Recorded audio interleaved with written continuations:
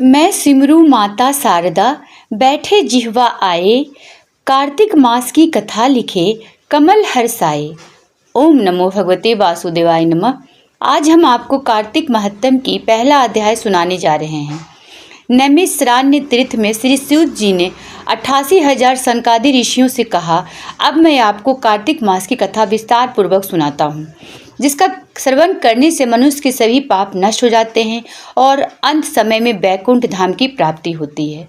श्री सूत जी ने कहा, श्री कृष्ण जी से अनुमति लेकर देवर्षि नारद के चले जाने के पश्चात सत्यभामा प्रसन्न होकर भगवान कृष्ण ने बोली, हे प्रभु, मैं धन्य हुई, मेरा जन्म सफल हुआ। मुझ जैसी त्रैलोक्य सुंदरी के जन्मदाता भी धन्य है, जो आपकी 16,000 स्त्रियों के बीच में आपकी परम प्यारी पत्नी बनी। मैंने आपके साथ नारद जी को वह कल्प वृक्ष आदि पुरुष विधि पूर्वक दान में दिया, परंतु वही कल्प वृक्ष मेरे घर लहराया करता है। यह बात मृत्युलोक में किसी स्त्री को ज्ञात नहीं है। हे त्रिलोकीनाथ, मैं आपसे कुछ पूछने की इच्छुक हूँ। आप मुझे कृपया कार्तिक महात्म्य की कथा विस्तार पूर्वक सुनाइए, जिसको सुनकर मेरा हित हो और जिसको करने से कल पर्यंत भी आप मुझसे विमुख न हो। श्री सूत जी आगे बोले, सत्यभामा के ऐसे वचन सुनकर श्री कृष्ण ने हंसते हुए सत्यभामा का हाथ पकड़ा, अपने सेवकों को वहीं रुकने के लिए कहकर विलास युक्त अपनी पत्नी को कल्प वृक्ष के नीचे ले गए। फिर हंसकर बोले, हे प्रिय, 16,000 रानियों में से तुम मुझे प्राणों के समान प्यारी हो। तुम्हारे लिए मैंने इंद्र एवं देवताओं से विरोध किया था। हे कांते, जो बात तुमने मुझसे पूछी है उसे सुनो। एक दिन मैंने श्री कृष्ण तुम्हारी सत्यभामा इच्छा पूर्ति के लिए गरुड़ पर सवार होकर इंद्रलोक जाकर कल्प वृक्ष मांगा। इंद्र द्वारा मना किए जाने पर इंद्र एवं गरुड़ में घोर संग्राम हुआ और गौलोक में भी गरुड़ जी गौओं से युद्ध किया। गरुड़ की चोंच की चोट से उनके कान एवं पूंछ कटकर गिरने लगी, जिससे 3 वस्तुएं उत्पन्न हुई। कान से तंबाकू, पूंछ से गोवी और रक्त से मेहंदी बनी। इन तीनों का प्रयोग करने वाले को मोक्ष नहीं मिलता। तब गौओं ने भी क्रोधित होकर गरुड़ पर वार किया, जिससे उनके 3 पंख टूटकर गिर गए। इनके पहले पंख से नीलकंठ, दूसरे से मोर और तीसरे से चकवा चकवी उत्पन्न हुए। हे प्रिय, इन तीनों का दर्शन करने मात्र से ही शुभ फल प्राप्त हो जाता है।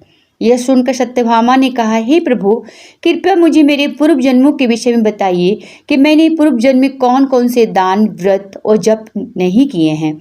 मेरा स्वभाव कैसा था, मेरे जन्मदाता कौन थे और मुझे मृत्युलोक में जन्म क्यों लेना पड़ा। मैंने ऐसा कौन सा पुण्य कर्म किया था जिससे मैं आपकी अर्धांगिनी हुई। श्री कृष्ण ने कहा, हे प्रिय, अब मैं तुम्हारे द्वारा पूर्व जन्म में किए गए पुण्य कर्मों को विस्तार पूर्वक कहता हूँ, उसे सुनो। पूर्व समय में सतयुग के अंत में मायापुरी में अत्रि गोत्र में वेद वेदांत का ज्ञाता देव शर्मा नामक एक ब्राह्मण निवास करता था। वह प्रतिदिन अतिथियों की सेवा, हवन और सूर्य भगवान का पूजन किया करता था। वह सूर्य के समान तेजस्वी था। वृद्धावस्था में उसे गुणवती नामक कन्या की प्राप्ति हुई। उस पुत्रहीन ब्राह्मण ने अपनी कन्या के विवाह अपने ही चंद्र नामक शिष्य के साथ कर दिया। वह चंद्र को अपना पुत्र के समान मानता था और चंद्र भी उसे अपने पिता के भांति सम्मान देता था। एक दिन वे दोनों कुश और सुविधा लेने के लिए जंगल में गए। जब वे हिमालय की तलहटी में भ्रमण कर रहे थे, तब उन्हें एक राक्षस आता हुआ दिखाई दिया। उस राक्षस को देखकर भय के कारण उनके अंग शिथिल हो गए और वे वहां से भागने में भी असमर्थ हो गए।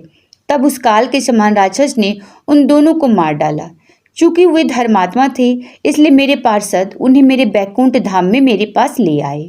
उन दोनों द्वारा आजीवन शुद्ध भगवान की पूजा किए जाने के कारण मैं दोनों पर अति प्रसन्न हुआ।